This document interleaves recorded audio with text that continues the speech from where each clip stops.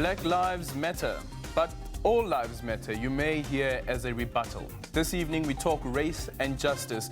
But first, COVID-19 in an election year in Ghana, and Uganda records $1.6 billion loss in tourism revenue. Good evening, I'm Aldrin St-Pierre, and this is African Perspective.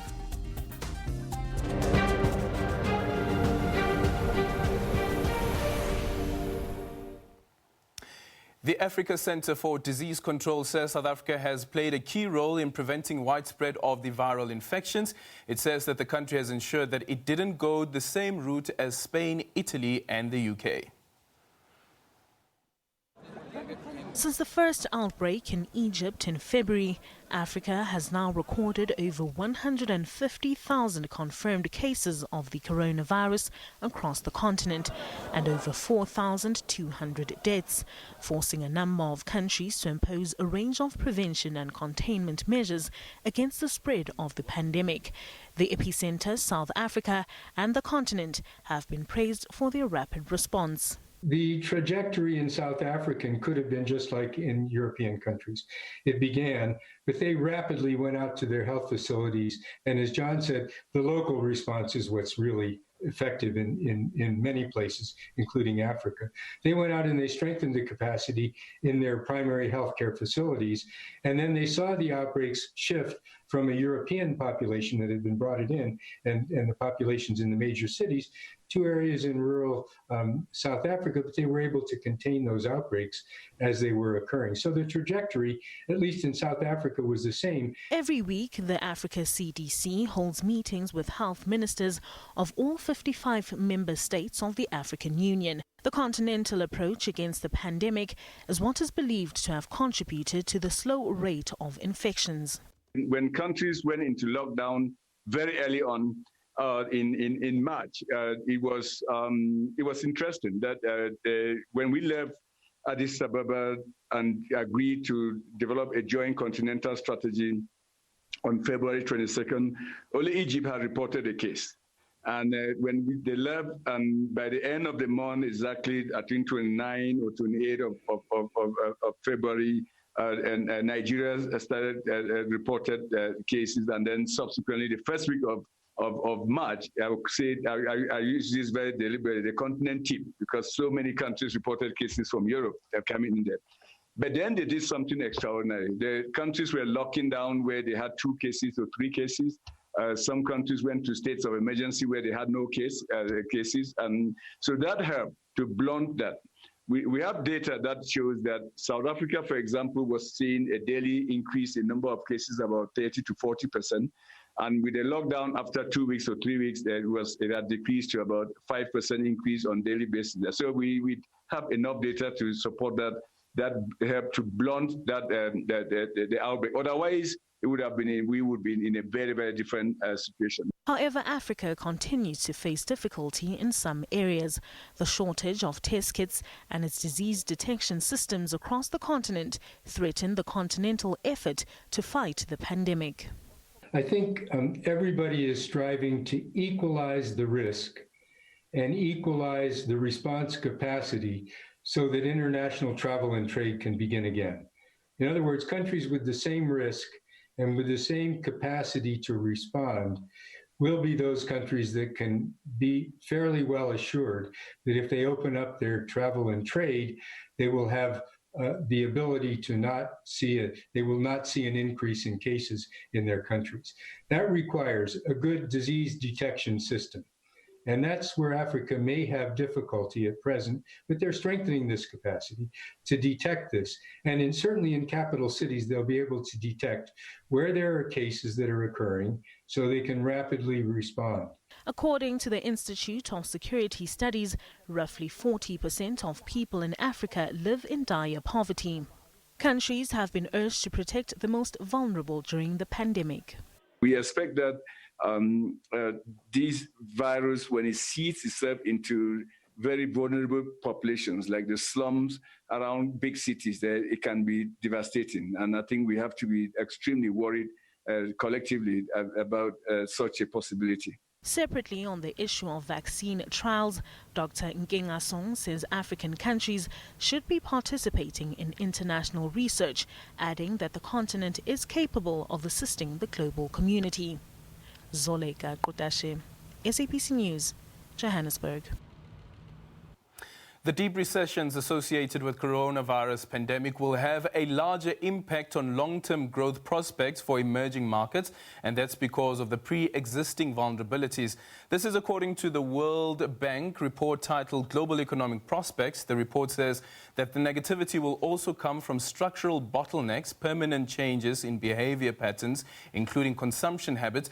Because of the pandemic, South Africa is expected to contract by at least 7% this year, with hundreds of thousands expected to lose their jobs.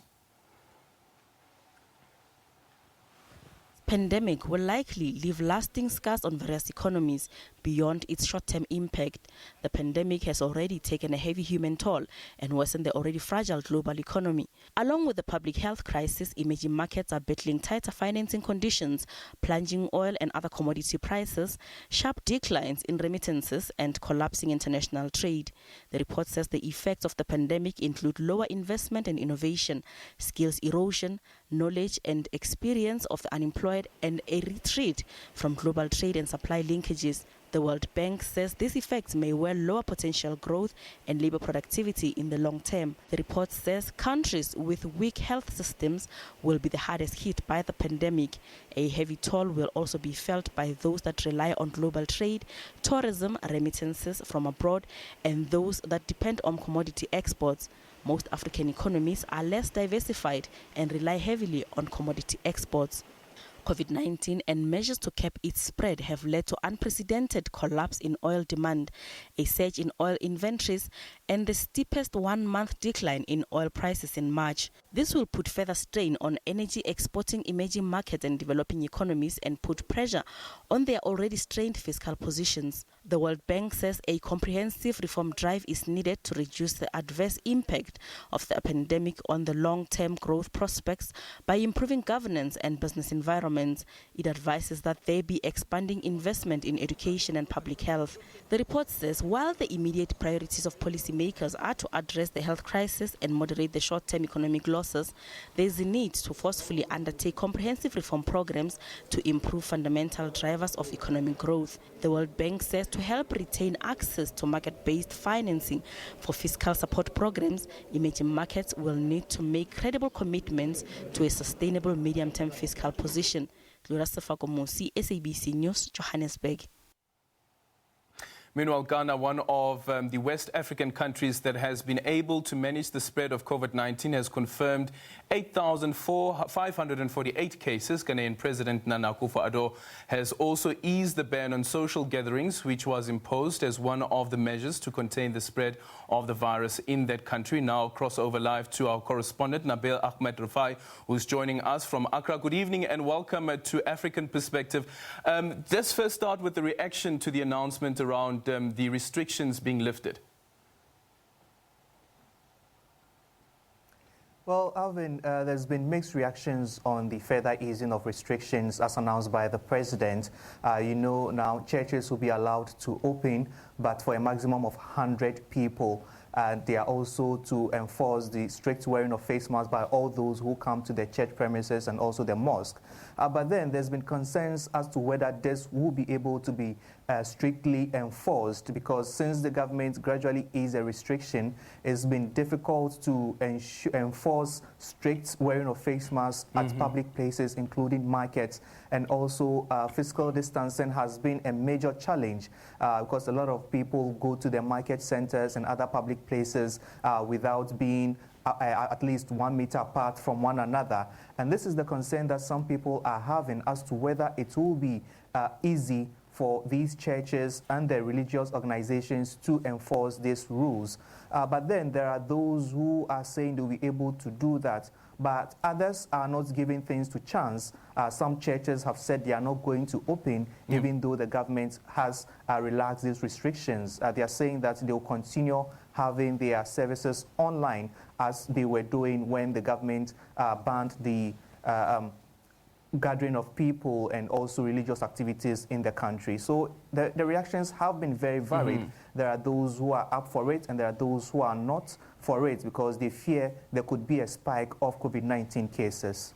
Was there any explanation from the government side, at least, why they're allowing these gatherings? And we'll be touching, in the next while, we'll be touching on the elections. But first of all, starting off with the churches, was there an explanation why there is the restriction being lifted against church services resuming, considering that the president himself had warned before that 533 people were affected or infected with the virus at one single church service? Well, basically, the government is saying that the country has to learn to live with the virus, and then we can't forever be under lockdown. That's why the government is gradually easing the restrictions to see how best people will be able to adjust to it. But then the president has also said, should there be any increase in cases after this ease of restrictions, and then they'll be forced to go back to the lockdown period. So it's quite like a test case for the country as to now easing the restrictions and seeing how the situation is going to pan out, because from the government's perspective, we can't be under lockdown forever. Economic activities will have to bounce back and we'll have to learn to live with the virus. Of course, considering the sovereignty of the country, has there been any word at all from the neighboring countries around this particular decision that has been taken by the Ghanaian president? Well, there's not been much of a reaction because elsewhere around the world we are seeing gradual easing of restrictions. Schools are beginning to open. So government Ghana on its own is also following the set of other countries that are trying to bounce back after locking down their countries. Others have now opened the schools and all. And this is the same thing that Ghana is also looking at doing. We are unsure what the other neighboring countries would also do after also assessing their situation. But then Ghana is saying this is what it has to do at the moment as it tries to bring its economy back on track. Sure. And 2020 is an election year for Ghana. Has there been any plans that have been rooted out to ensure that the elections do go ahead? Because this was a concern even just after the announcement around the spread of COVID-19 or what impact this would have on countries that go into elections. But we've seen with Burundi, for instance, that they've gone ahead with the elections, done and dusted, and they're moving on. What's happening in Ghana in terms of prepping for those elections in December? Yes, exactly, Arvin. It's been a major concern as to whether the country should be able to organize its elections amid this coronavirus pandemic. But then both the ruling government, the NPP, and the opposition parties have agreed that the country indeed has to hold the elections. But first, there is one issue that would have to go over before the election is done. That's the compilation of a new voters register. So this is quite being a test case for the Electoral Commission as to how the election proper would be held in December. Because for now, the Electoral Commission has had a piloting of compiling of the voters register where it is enforcing some protocols, including wearing of face masks of all those who come to the registration centers to get a new voter's ID card, and they are also enforcing physical distancing of at least 1 meter by those who join the queue to get their biometric details taken. So this is quite a test case as to how the elections would really pan out in December, specifically December 7. But for now, we are going through the registration of voters' ID card. And for now, we can see that the Electoral Commission is doing all it can to avoid any spread of the COVID-19 because it has put the necessary measures in place for people's safety. Just in conclusion, from the opposition side at least, are they happy with the work that's being done by the Electoral Commission, considering that when we speak about the elections, it's all about numbers, so you want to have as many people as possible on the voters' roll. So come December the 7th, you have a larger pool that you can try and get your constituents from. Well, the main opposition party, that's the National Democratic Congress, are strictly against the compilation of a new voters' roll. They are saying the old one that was used in 2016 should be used for the 2020 polls. But then the Electoral Commission has said that that particular voters' roll has some challenges and is not fit for purpose, hence going ahead to compile a new one. For now, the piloting is ongoing. The opposition party are monitoring the process, but then they are not happy that the Electoral Commission is adamant and going ahead with compiling a new voters register. And they are also saying that a lot of people may be disenfranchised because even looking at the situation where we find ourselves in with the coronavirus, there are people who fear to go ahead to get a new voters ID card, and this could limit the number of people who will be registering on the voters roll, and that should in fact affect the turnout for elections come December 7. But then we are yet to see how the whole process pans out when the Electoral Commission officially rules out the registration process sometime ending of this month. Certainly a story worth following closely. Thank you so much for that. That is Nabil Ahmed Rufai joining us from Accra. Now we move over to this story. The U.S. Embassy in Tanzania has issued a warning that the risk of contracting the coronavirus in the country is extremely high because Tanzania has not released COVID-19 data over a month now. It comes as the Tanzanian government says only 4 COVID-19 patients are in its health facilities. So far, it has reopened universities, resumed sports activities, but urged people to keep wearing masks and take all precautionary measures. SABC's Daniel Kijo has more. The U.S. Embassy in Tanzania on Tuesday issued a warning to its citizens, saying that it presumed there was an ongoing community transmission in Dar es Salaam and other locations in Tanzania. The statement adds that the risk of contracting COVID-19 remains high. Meanwhile, President John Magufuli's government released data on Monday that the country has only 4 cases on record. Unlike its East African neighbors, the country did not initiate a lockdown. Tanzania had banned sports, public gatherings, closed schools, and asked citizens to sanitize and wear masks for over 2 months. But the president has now issued the green light to start opening education institutions. Tumeamua sisi kama serikali. We have decided as a government to reopen all universities from the 1st of June 2020. Vifunguliwe tarehe 1. President Magufuli said Tanzania's economy is more important than the coronavirus. In order to protect its economy and its tourism sector, the government reopened air travel 2 weeks ago. Now, passengers, commercial and diplomatic airlines can land and use Tanzania's airspace. The Tanzanian Tourism Board has launched a new tourism brand campaign titled Tanzania Unforgettable in a bid to attract tourists. Ethiopian Airlines and other chartered planes have already started bringing tourists into the country. The minister in charge says Tanzania is open for business. I can speak confidently and through science that now the coronavirus is decreasing and possibly it will totally disappear in Tanzania. It will be a disease we live with just like other diseases. Last month, the Tanzanian government summoned U.S. Ambassador Amy Patterson with objections over a misleading advisory on the COVID-19 situation. Tanzania has confirmed 509 COVID-19 cases with 21 deaths and 183 recoveries, according to data from the Johns Hopkins University. Daniel Kijo, SABC, Dar es Salaam. Meanwhile, another country that seems to be opening up for business is Uganda. The country will go ahead with its plans to reopen the country despite recording more than 150 COVID-19 cases in just 3 days. Moreover, the European Union has given Uganda about 198 million rands to fund its coronavirus response. We're now joined by our correspondent, Leon Sinyanga, who's joining us from Kampala. Good evening and welcome to African Perspective. Leon, starting off with what is this money meant for?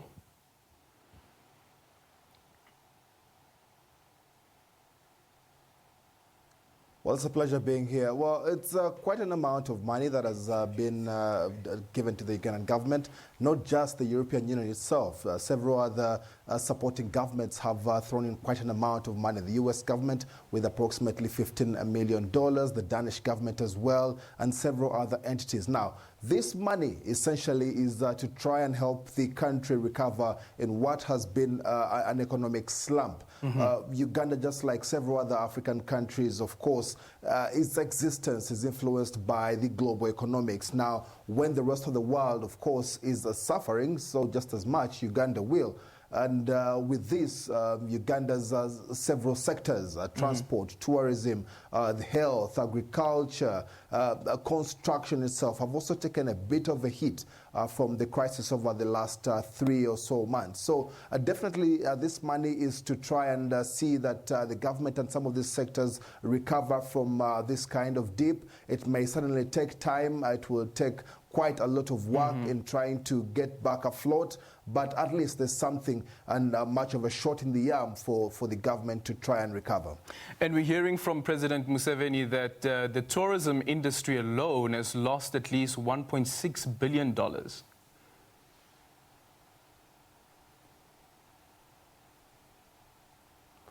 Well, yes, the tourism industry in Uganda is quite huge, with several of the places to visit here, and the number of tourists that come into the country alone over the year. Now, several of these places have been closed for the last so many weeks, since March, when Uganda declared a lockdown on the country. It's approximately 72 days today that Uganda has been in a lockdown. On June the 4th, which is tomorrow, we expect that several businesses will be opened up.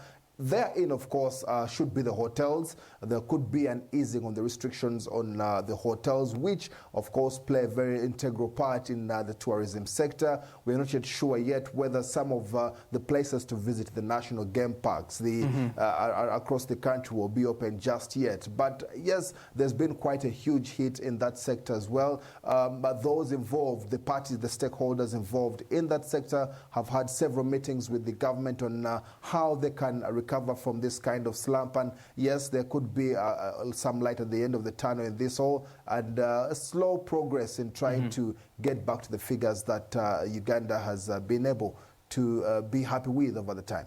Can you just give us some sense of understanding of what the impact of COVID-19 has been on the rest of the eastern region of the continent? How has Kenya fared, for instance, South Sudan? What's happening there?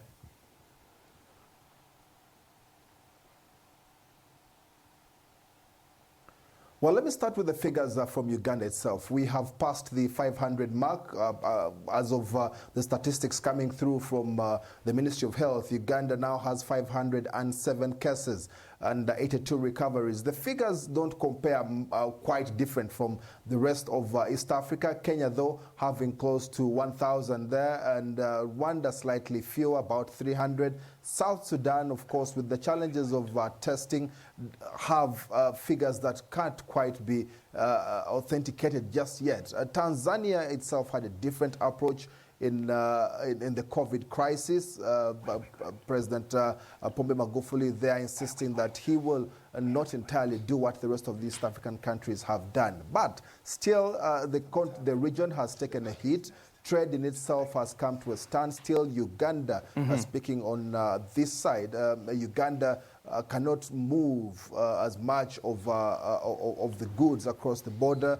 The trucks that come through from the east, that is Kenya to Uganda, then also from the south, Tanzania to Uganda, and even those coming in and going through to the north, to South Sudan, have had quite a hit and a slow movement, taking as long as 5 days to be cleared. So this, of course, has taken a very, very big punch into the trading figures for the countries. But there is at least a sense of positivity. The heads of state from the region have been meeting and discussing areas that could help in the recovery, and definitely there could be some positivity coming through. Thank you so much for that, Leon Sinyango, who's joining us there from Kampala. When we come back from this ad break, we will be building up to the speech that is expected to be delivered by former President of the USA, that is Barack Obama. So as we build up to that address that will be given by the former president, we'll also be looking into this question and this debate around the Black Lives Matter and what does it mean in the context of South Africa, just after this.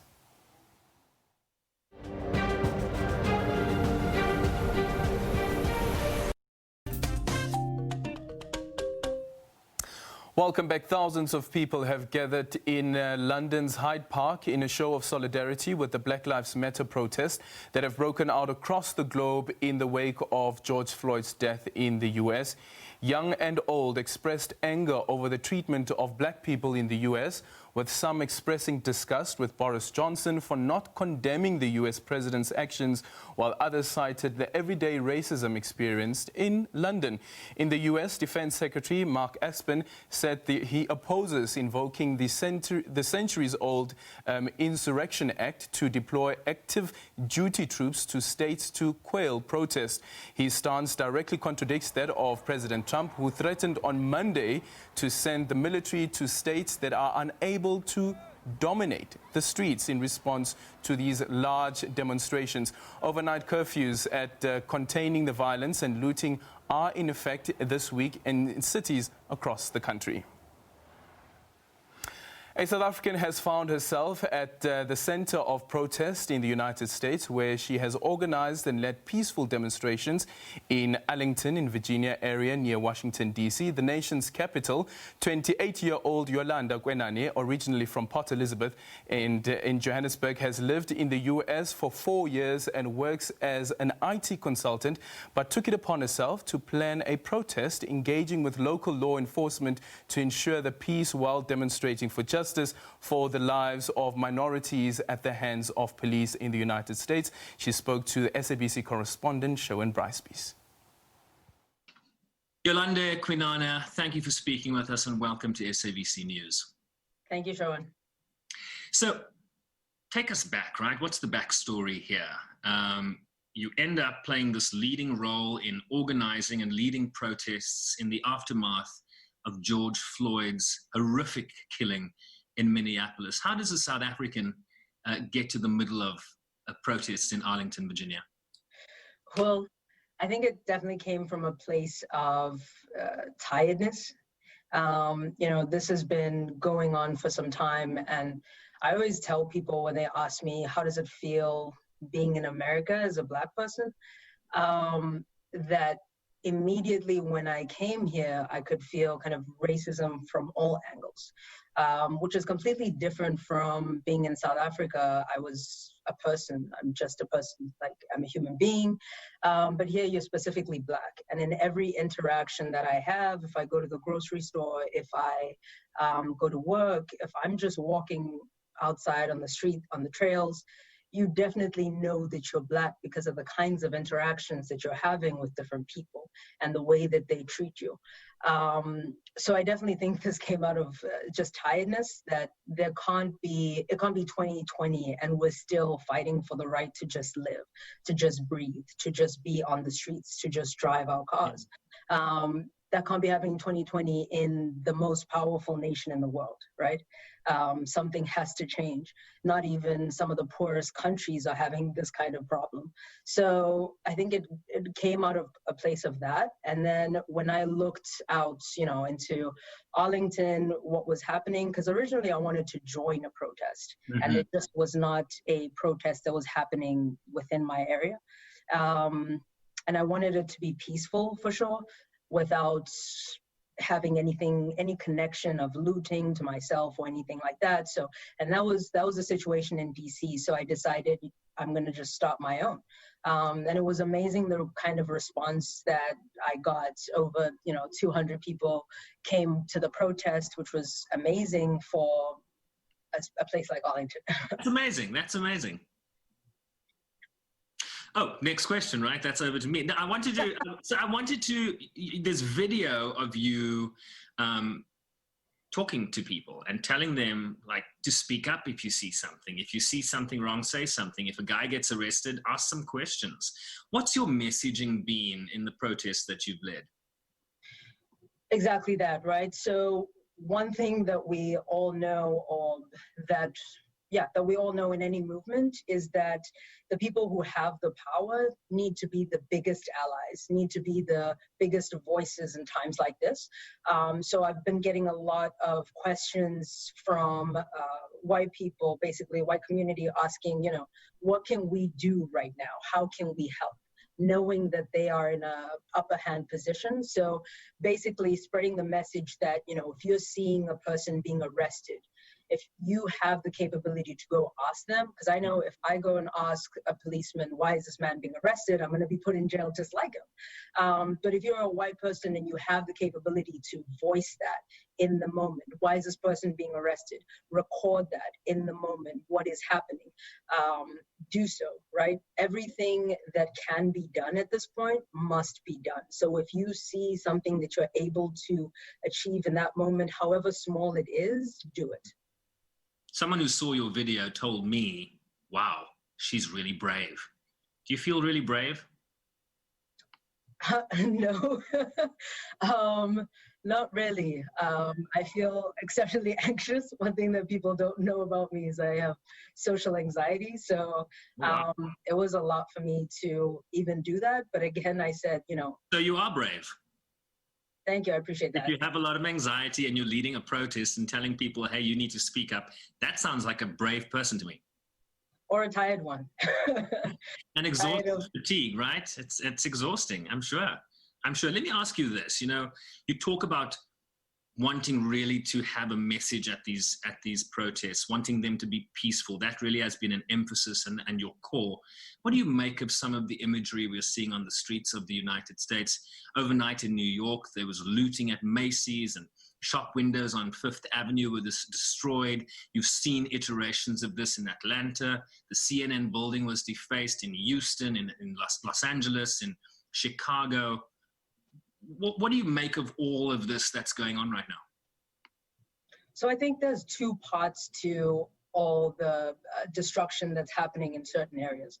The one side of it is that we have seen videos of kind of alt-righters trying to deface the name of this movement, so trying to really destroy the movement by putting more emphasis on the destruction. And you're seeing the peaceful protesters kind of come back as, this is not us. We're not doing this. People are trying to take attention away from us. But then I think there's also the part that there are some protesters who go there with the intention of being peaceful, and then it ends up turning into something destructive, just out of all the energy and the adrenaline that's happening in the moment, and the anger, and the police kind of pouring tear gas on people. It's a lot. It's a lot to be in a protest at that time, especially in the evenings. It can get intense. But to be honest, I think that, as I said earlier, everything that can be done should be done, but I do not condone destruction happening towards absolutely anyone, right? Obviously, I dilutes the message, right? This is still about injustice against Black people in this country, particularly in the aftermath of George Floyd, who died at the hands of police in a vicious death. That's the focus here, right? Exactly. So we need to try to remember that is the focus at all times. And it is not just George Floyd, right? So it's Breonna Taylor, it's Ahmaud Arbery, it's Eric Garner, it's Sandra Bland. There is a long list of names that have been caught on video, and this is happening. Right. So, we just need to remember that the only goal is that Black people have to stop dying at the hands of police. So let's talk about political leadership at this moment. What is it that you are seeking from the political leaders? Because that's why there are protests on the streets, is so that there can be change, and change tends to happen from the bottom up, but also from the top down. What do you make of President Donald Trump's leadership in this moment? So there's been a lot of negative rhetoric that has come from Donald Trump that has been very hurtful to the African-American community. as a whole that has really aggregated his supporters to attack and be violent towards the community. So I really think in a lot of ways he's completely agitating the situation and creating a lot of violence instead of unity right now. Yeah, he's not bringing the temperature down. He's kind of pouring fuel on the fire. That's what someone says. Is that an analogy you agree with? Definitely. And I think there's very little about him speaking to, what has happened to George Floyd and what he'll do. He's very vocal about things that he will accomplish. But in this case, there's been no action items of this is what I'm going to do because this has happened. Yolanda, we talk about what needs to happen so that today or tomorrow is better than today. Mm-hmm. A lot of people tell me that it's about justice. The one arrest of the one police officer with his knee on George Floyd's neck, that's not enough. The other three officers that were in that situation, in that circumstance, also need to face charges and justice has to be served. Is that kind of at the core of what needs to happen now? One of the things for sure. I'd say that's one of the main things because there's absolutely, that speaks to a culture that a whole group of police officers can watch this happen and none of them say anything. So that speaks to a culture of a department, a culture of policing in America. So definitely if you and I went and murdered someone, but I was the one who pulled the trigger, you'd also be charged, right? Absolutely. So it's the same thing. It's the same concept. They definitely need to be charged. But in addition to that, there needs to be more oversight on policing in America. It's become a situation where they can do whatever they want, when they want, without any oversight or recourse. And that needs to stop. South Africans have a history of racial segregation. We have come from a very harsh legacy of apartheid, and we have our own concerns in South Africa. But it's still very difficult for people looking at, this beacon on the hill when you talk about a democracy in the world, right? That seems to be sort of fraying at the edges. Is that a fair description of what's going on in America? Are we fraying? Is American society fraying a bit? There's a big difference between, I think, democracy in America versus democracy in South Africa, right? So South Africa is very much a rainbow nation. So is America in a lot of ways. But when we talk about democracy, it's definitely democracy for a certain group of people. If you think about how many Black people vote in America, very, very, very few.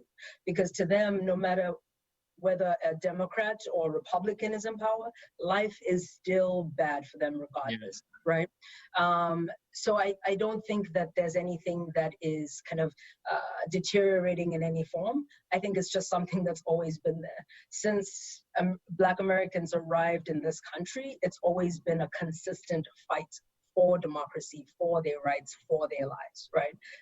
Slavery, civil rights, and now this. So it definitely hasn't changed. It's just become more amplified and more visualized to the whole world that this is actually the reality in America. Because more people have a video camera on their phones these days, and I think that's why social media has played a huge role in that. Well, with that said, it's been just over a week now since the world first watched African-American George Floyd gasping for air. I can't breathe, we heard him tell the white American cop with his shin on George's neck. The 46-year-old's death gave oxygen to the Black Lives Matter movement during a global social distancing regulation. Evidently, a lot is at stake. What impact will this 8-minute-long video clip have on this elusive social cohesion among blacks and whites? Or what does this tell us about the relationship between power and the people? Now, joining us for this discussion is a talk radio host, Eusebius Makaiser, as well as an author. Eusebius, good evening, and welcome to African Perspective. Very different to your radio show. Thank you, Aldrin. Listening into that interview that Sherwin just did with Yolanda, and Yolanda speaking about getting into America. When she arrived in America, she realized how hectic the racial tensions are, immediately it reminded me of an interview or a Hard Talk interview that Nina Simone did. And in that interview, she's asked, will you ever go back to the United States? And she says, never. You just cross the road and you experience racism. Why do you think that's the case? Well, firstly, it is the case. And what Americans are very good at doing is to document incidences of racism. Let's put some facts on the table, Aldrin. Sociologists in America have given us robust empirical data that give us a sense of the reality of what it's like to be black in America. Every 40 hours or so in America, a black person is killed by a police cop. That is an incredible statistic. It gets worse than that. If you are a black American adult, you are roughly 3.5 times more likely than your white counterpart to be killed by a cop. And that's including if you are A, not attacking them, and B, you don't have any weapon on you. I mean, that is stupendous. That's not only the reality for adults, for teenagers. If you're a black teenager in America, you are 21 times, Aldrin, 21 times more likely to be killed by a cop than a white person. Now, if that's your daily reality, then obviously you're going to seek refuge abroad, which is why there are many American writers and artists. Nina Simone is but one example. James Baldwin is another, who all fled the United States and hope to find artistic refuge and to write about their beloved country from a distance. Of course, the problem is, as you and I discussed this afternoon off air, that the connections across the globe are all so tight that it is difficult to be a black person in the world today, whether you are in Paris, London, Johannesburg, or New York.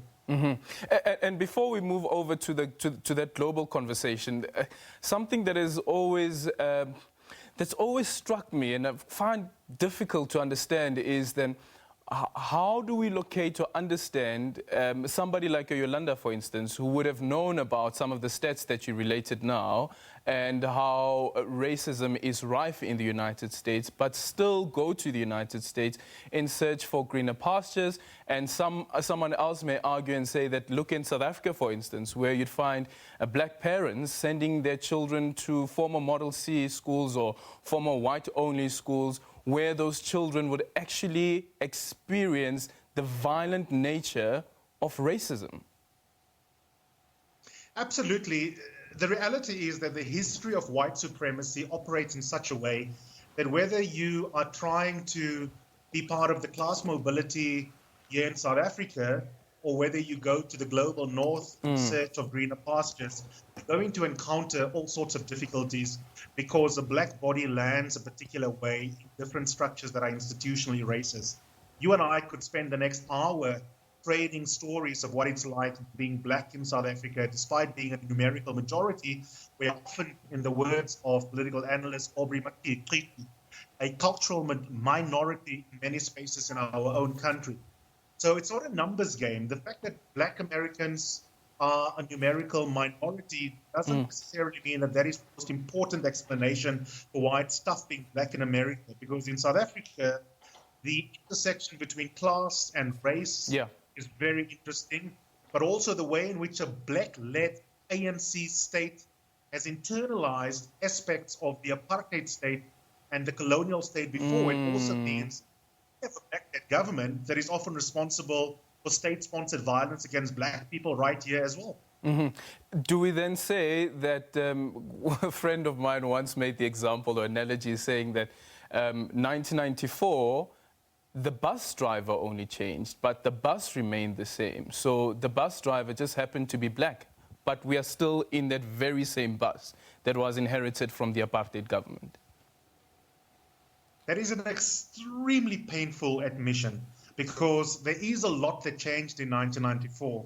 I think one gives away your age in terms of how young you are if you are glib about how important 1994 was. So there was a genuine sense, Aldrin, in which 1994 was a radical political break with the past. You can't be glib about the deracialization legislation, the deracialization of the vote as well. But with the benefit of hindsight, we now know that having black people in charge of a new nascent democratic dispensation does not guarantee that the lofty ideals of the new society will be felt in terms of how your SANDF operates, in terms of how your corporate citizens operate, in terms of how this is operating. All we need to do is to say Marikana or Collins Kosa, and we immediately have echoes with what is going on in the United States. And that speaks to your analogy about how if the vehicle isn't fundamentally different, the experiences of those who are on the bus, I'm afraid, will have some similarities with what happened before 1994. You now bring up you bring out Marikana. You also bring out there is Collins Kosa, for instance. We can even take it as far as speaking about Andries Tatane. What happened in this country, where we saw law enforcers, the brute nature of law enforcers, and can we really have a parallel conversation about the Collins Kosa case as well as the George Floyd case, considering that what is very different in both of these cases is the color skin of the alleged perpetrators?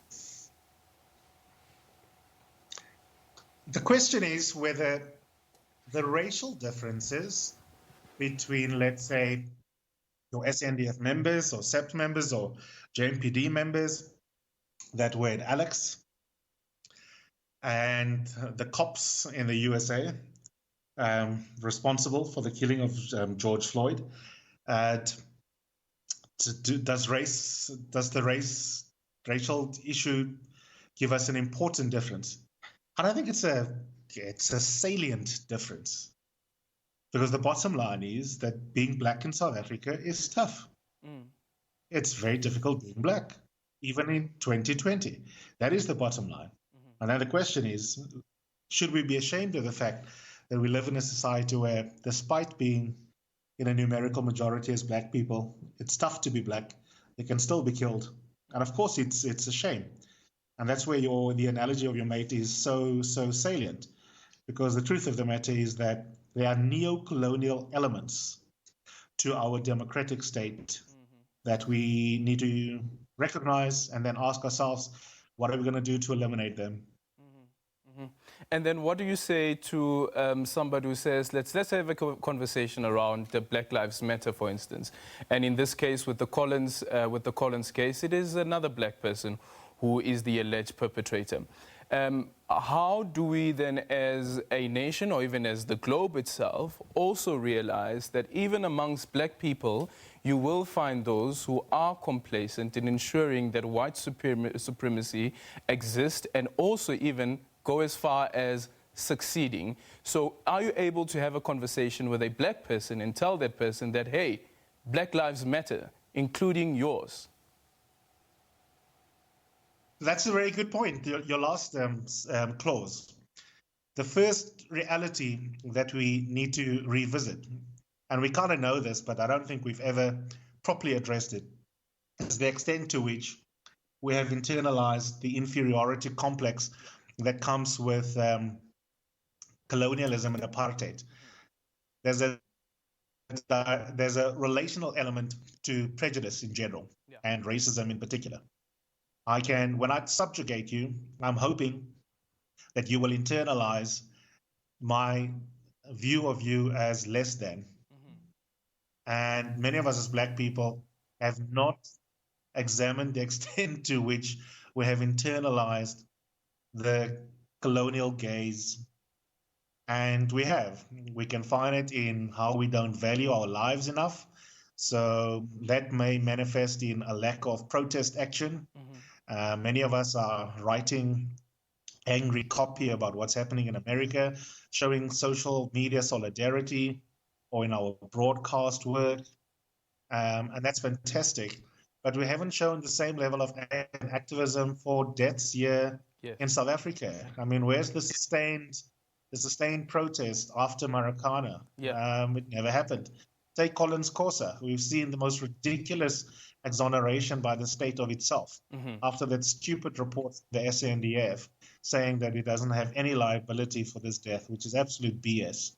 And what's been the response of all of us? Complete silence, complicity in our silence. But isn't that the case with all African states, as we may have noticed as well, that when it is the police who are said to be the perpetrators, or even the SANDF or whatever military force it is, you'd find that the state removes itself from that. You may remember the Zimbabwean case, for instance, just after the elections. What happened there? Was anyone held accountable? No. I think you nail it in terms of one of the concepts that is a critical concept to try and entrench, and it is in short supply in our societies across the region, and that is a culture of accountability. Totally agree with you there, Aldrin, and that starts with accountability of the armed forces and the body politic more generally. We definitely do not have enough of that. And then the final one would be some people arguing that considering South Africa's xenophobic tendencies, therefore, South Africa should not even start having this conversation about Black Lives Matter, considering how it treats Black Africans who are in this country, and some of them undocumented, of course. While it is true that there's a lot that we have to account for in terms of our own inconsistency, we need to be consistent in the moral principles and values that we espouse. We can take our constitution as a normative standard of our better selves, Aldrin, and then the question becomes, what are we doing to make sure that our own state, including different parts of the states like the SANDF and the SEPs, are infused with the principles and values of the Constitution. It is also important that in terms of our attitude towards foreign nationals within our borders, that our own attitudes and interactions are imbued with the same principles and values that are enshrined within our Constitution. And in that regard, there's a lot of opportunity for us to do collectively better as a society and to learn to self-examine more rigorously. Yeah.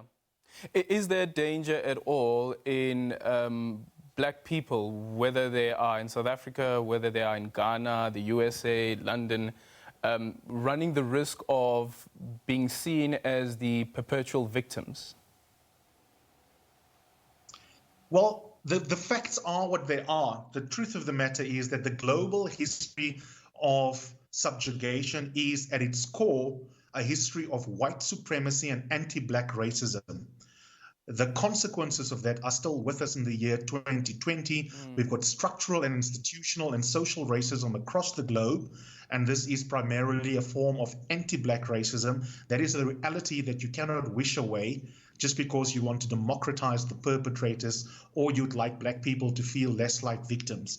If you are a victim or a survivor of any violence, that is a fact that must be confronted rather than us pretending that the fact doesn't really exist. And the truth of the matter is that we see across the world, Aldrin, the vestiges of a very long global history of white supremacy, and that legacy is one that continues, including in decolonial states that very often mimic some of the behavior of their former colonial masters. And we have a lot of work to do across the globe, including across Africa, to do better by the citizens of our region for whom it is not yet Uhuru. Fortunately, we're running out of time, but just a quick one. Why is it so elusive, though? Why are we still having this fight over race? Why? And I'm sure that my kids and my kids' kids will probably go through the same.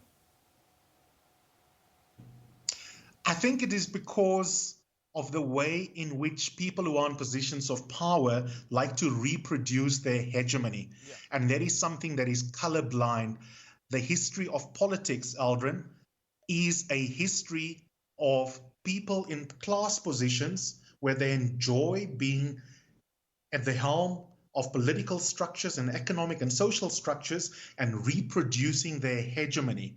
And unless you have an active attempt to smash the unjust structures, you will never march towards an anti-racist, inclusive, just and egalitarian society. It must be a deliberate project in a bottom-up manner, and it will require men and women across their racial, ideological, geographic, ethnic, and linguistic differences to appeal to their better selves and learn to strategically cooperate to smash the elite who are not interested in an anti-racist and a just world. And our generation must bear that cross right now.